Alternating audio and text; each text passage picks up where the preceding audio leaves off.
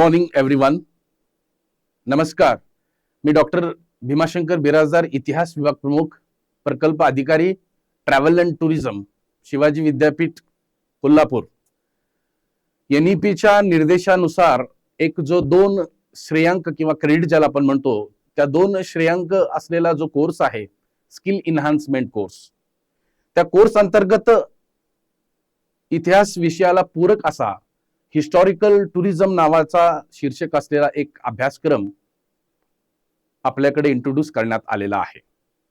मी आज आपल्या समोर हिस्टॉरिकल टुरिझम काय, नेमकं कशाला म्हणायचं, त्याची व्याख्या काय आणि त्या क्षेत्रामध्ये रोजगाराच्या कोणकोणत्या संधी उपलब्ध आहेत, याविषयीची मी तुम्हाला एक PPT या ठिकाणी दाखवणार आहे. माझ्या PPTचं शीर्षक आहे historical perspective of travel and tourism industry, a source of an employment to history students. म्हणजे इतिहासाच्या विद्यार्थ्यांना कोणकोणत्या संधी आहेत की त्या संदर्भात मी आपल्या समोर या PPTच्या माध्यमातून विश्लेषण करणार आहे. की पहिला प्रश्न आपल्याला पडतो की नेमका टुरिझम आणि ट्रॅव्हल म्हणजे काय, ट्रॅव्हलर म्हणजे काय, की त्याची जर व्याख्या पाहायला गेली तर केम्ब्रिज डिक्शनरीमध्ये असं मांडलेलं आहे, a traveller is someone who moves between different geographic locations for any purpose any duration. म्हणजे प्रवासी जो असतो तो एका ठिकाणाहून दुसऱ्या ठिकाणी ज्यावेळी प्रवास करतो, मग त्याची कारणे वेगवेगळी असू शकतात. त्याच्या भौगोलिक स्थानापासून, geographic locations, for any purpose any duration, कुठल्याही हेतूंसाठी, कुठल्याही त्याच्या उद्देशासाठी, एनी ड्युरेशन म्हणजे वर्षभरात तो कधीही हे करू शकतो. त्याच्या अगोदर ट्रॅव्हलर जो आहे, a person who travel often or who is engaged in travelling, म्हणजे सारखा तो प्रवास करत असतो. ट्रॅव्हलर आणि टुरिझम यामध्ये थोडासा फरक आहे, याची व्याख्या मी या ठिकाणी दिलेला आहे. United Nation World Tourism Organization नावाची एक संस्था आहे, जागतिक स्तरावर कार्यरत आहे. या संस्थेने देखील व्याख्या केलेल्या वेळेअभावी आपण त्याचा फार या ठिकाणी करणार नाही आहोत, विश्लेषण करणार नाही आहोत. पण ज्यावेळी आपण ऐतिहासिक परिप्रेक्ष्यातून पाहतो, ऐतिहासिक दृष्टिकोनातून पाहतो, ऐतिहासिक आयामातून पाहतो, while we see this component from the historical perspectives, there are a number of sources available in history during ancient to medieval and modern period. Literary sources ज्याला आपण साहित्यिक साधने म्हणतो, त्याच्यामध्ये हिंदू, जैन, बुद्धिस्ट आहे. त्यानंतर आर्किओलॉजिकल सोर्सेस, पुरातत्वशास्त्रीय साधने आहेत, त्यामध्ये इन्स्क्रिप्शन आहे, क्वाईन आहे. इन्स्क्रिप्शन्स असतात प्राचीन काळातील शिलालेख, क्वाईन म्हणजे नाणी, कॉपर प्लेट असतात, ताम्रपट. आर्ट अँड आर्किटेक्चर, इस्कॅवेटेड एव्हिडन्स म्हणजे पुरातत्व खात्यानं जे काही उत्खनन केलेलं आहे त्याचे काही पुरावे असतात. फॉरेन ट्रॅव्हलर्स रेकॉर्ड, प्राचीन कालखंडामध्ये अनेक परकीय प्रवासी भारताला भेट दिले, त्यांचा हेतू वेगवेगळा होता. ग्रीक, जो अलेक्झांडर द ग्रेट की ज्याने भारतावर आक्रमण केलं, त्यानंतर चायनीज, फायान इत्सिंग यासारखे चायनीज ट्रॅव्हलर, चीनी प्रवासी भारतात आले. भारतातल्या इथल्या परिस्थितीचा त्यांनी अभ्यास केला. त्यांना अट्रॅक्शन होता बुद्धिझमचा, की ज्या बुद्धिझमचा, बौद्ध धर्माचा जन्म भारतात झालेला होता.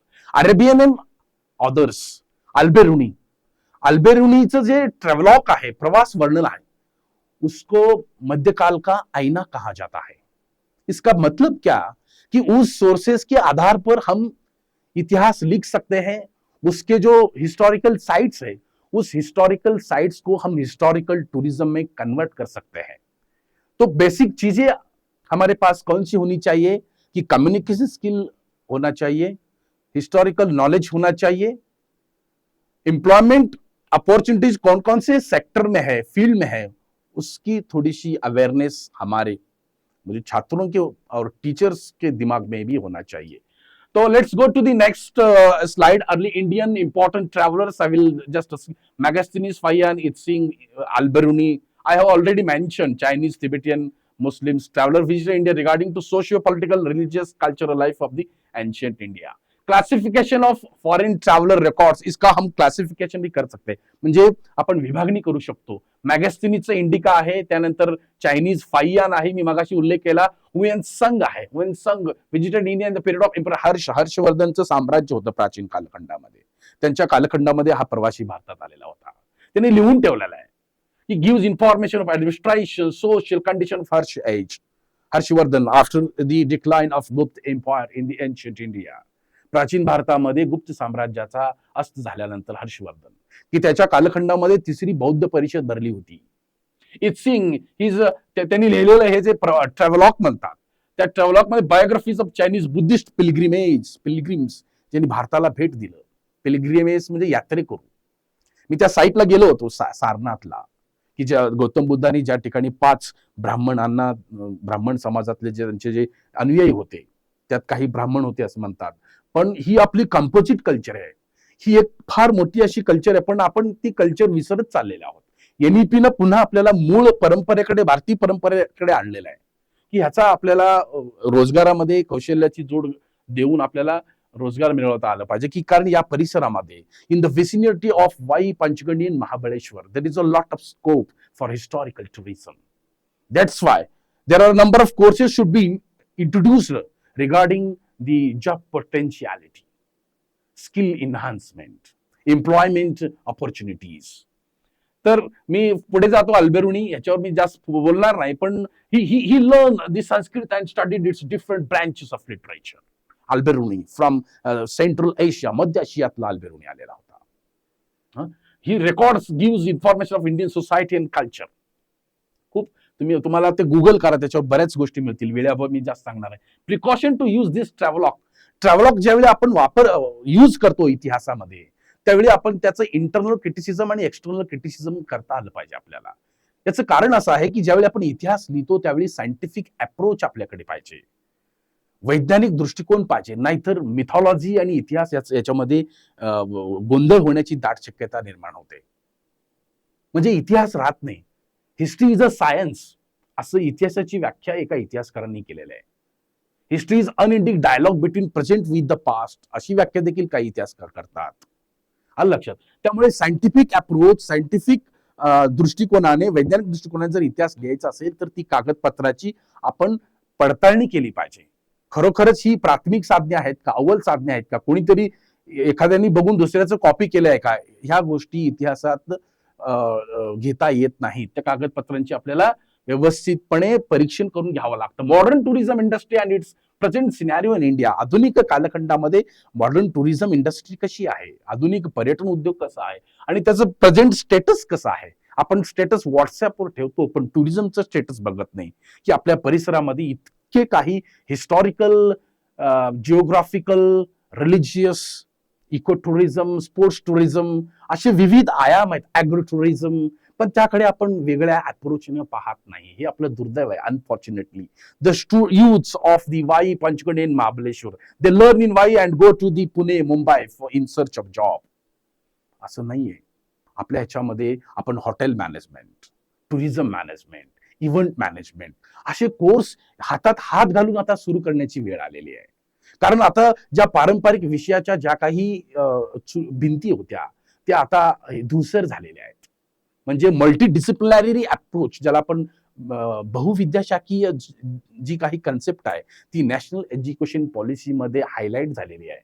मी त्याच्यावर फार जास्त बोलणार नाहीये. गव्हर्नमेंट ऑफ इंडियाचे काही इनिशिएटिव्ह आहेत, त्यांनी काही उपक्रम राबवत आहेत.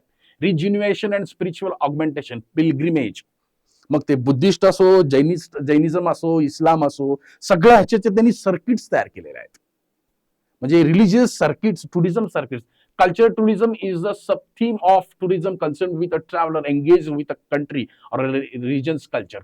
आणि त्याच्यामध्ये इमर्जिंग इंडस्ट्री आहे, मोठी आहे. Rich culture and historical heritage वारसा आहे भारताला. गव्हर्नमेंट पॉलिसीला आपण भाग पाडायचंय की बाबा अशा पद्धतीचं टुरिझम या परिसरामध्ये तुम्ही राबवा, यामध्ये राबवा. कारण इथे आपण काही सजेशन्स देऊ शकतो. MTDC आहे, महाराष्ट्र टुरिझम डेव्हलपमेंट कॉर्पोरेशन आहे, सातारा जिल्ह्यामध्ये पर्यटन विभाग आहे, की तुम्ही जाताना बोर्ड वाचत असाल की या परिसरातला पर्यटन वाढवण्यासाठी आपणच प्रयत्न केला पाहिजे. मी 1-2 वर्षापूर्वी आपल्याकडे जो नाना फडणीस वाडा आहे मेणवलीचा, त्यांच्याबरोबर MOUचा ड्राफ्ट तयार केलेला होता की आपली मुलं त्या ठिकाणी त्यांना रोजगार मिळावीत, एम्प्लॉयबिलिटी आपल्या इथली स्थानिक वाढली पाहिजे, लोकेशनल ऍडव्हान्टेजेस आपल्याला घेता आलं पाहिजे. परंतु अजून ते प्रोसेसमध्ये आहे. आमच्या काही मुलांना तिथं पाठवले. मला वाटतं ती एक विद्यार्थिनी आमची Vedika Sanas, she is now working there. ते नुसतं QR कोड स्कॅन केलं की अगदी त्याचं म्हणजे तंत्रज्ञानाची त्यांनी जोड दिलेली आहे हिस्टॉरिकल टुरिझमला.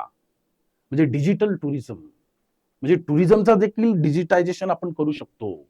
आलं लक्षात. त्यानंतर historical culture background, international and state level collaboration, global to local tourism. I am highlighting this component, this aspect. Tourist places of Mumbai, Nagpur, Sholapur, Kolhapur, Pune, Satara, Nasik, Aurangabad, now Chhatrapati Sambhajinagar, attract the tourists from various states of India and abroad. Government want to attract these tourists in regional local places. We have to convince these people. If someone come from Pune or Mumbai, आपण त्यांना convince करायचं की बाबा हे इथे site seeing places आपण दाखवायचं, आपण त्याचं ऍडव्हर्टाइजमेंट करायचं आपल्या जागेचं, आपल्या ह्याचं, जेणेकरून आपला इथला रोजगार वाढेल. तर types of tourism, there are different types of tourism. Actually this slide should be earlier, but due to the meaning, what mean by travel and tourism, त्यासाठी मी हे नंतर घेतलं. रिक्रिएशनल टुरिझम, मनोरंजन, cultural tourism, religious tourism, nature tourism. Now this is a very new branch of tourism, sustainable tourism, शाश्वत पर्यटन. म्हणजे पर्यटन क्षेत्रामध्ये काही पुण्या मुंबईचे लोक कसेही वावरतात, इथे येऊन बॉटल फेकतात, कागद फेकतात, पण तसं नाहीये. टुरिझम हे सस्टेनेबल असलं पाहिजे. तशा पद्धतीचे प्रॅक्टिसेस आपण त्यांना सजेस्ट केलं पाहिजे, त्यावर रिसर्च केलं पाहिजे, त्यावर प्रोजेक्ट केला पाहिजे, असं मला वाटतं. आपण थांबूया. याचे महत्व तुमच्या लक्षात आलं असेल. चॅलेंजेस बिफोर टुरिझम इन इंडस्ट्रीमध्ये, लॅक ऑफ इन्फ्रास्ट्रक्चरची कमतरता, lack of transportation, skilled human resources, कौशल्याधिष्ठित मनुष्यबळाची कमतरता आहे. इनसफिशियंट प्रमोशन अँड मार्केटिंग, इथं आला तो विषय. मार्केटिंग मध्ये आपण कमी करतो. सेफ्टी अँड सिक्युरिटी इश्यूज, आता बदलापूरची घटना घडली, कोलकात्यातली घटना घडली, त्यामुळे सिक्युरिटीचा विषय फार मोठा आहे. सेफ्टी का foreign travellers they are not interested to visit Mahabaleshwar आणि Panchgani due to their security. कोण आपल्यावर काहीतरी करेल बाबा असं त्यांच्याकडे सिक्युरिटी असते, त्यामुळे तिथले ते गाईड्स घेऊन येतात.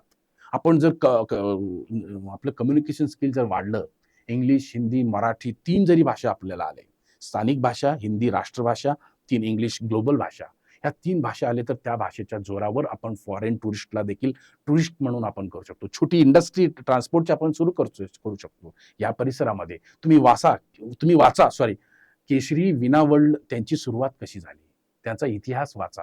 आलं लक्षात. गव्हर्नमेंट टॅक्सेशन थोडं जास्त आहे असं काही जणांचं म्हणणं आहे. त्यानंतर सेंटर्स कुठे कुठे, top institute in India for travel and tourism. I will give this PPT, तुम्हाला वाटलं तर नंतर बघा. हे सगळे टुरिझमचे नॅशनल लेवलचे इंडस्ट्रीज आहेत की ह्याच्यामध्ये, या सेक्टरमध्ये अशा टॉप कंपनीज आहेत की ज्या हायर करतात. त्यानंतर ऑपॉर्च्युनिटीज इन टुरिझम इंडस्ट्रीमध्ये, travel agent, travel consultant, hotel industry, tour operator, event and conference organizer, tour guide, insurance agent. The role of youth, युवकांची भूमिका काय आहे, what is the role of youth, हे सगळे युथ आहे की अशा पद्धतीचं तयार करायचं आपल्याला. Workforce for 21st century challenges to convert youth into the skilled manpower. Positive approach आपण ठेवायचा आहे की निगेटिव्ह नाही ठेवायचं की बाबा मला होईल का नाही, सुरुवात करायची. अंधार आहे म्हणून चालत नाही, एखादा दिवा आपल्यालाच पेटवायचा आहे. कमर्शियल व्ह्यू पाहिजे, technology related work, linkages to local to global culture, त्या कल्चरशी आपलं अनुबंध असलं पाहिजे.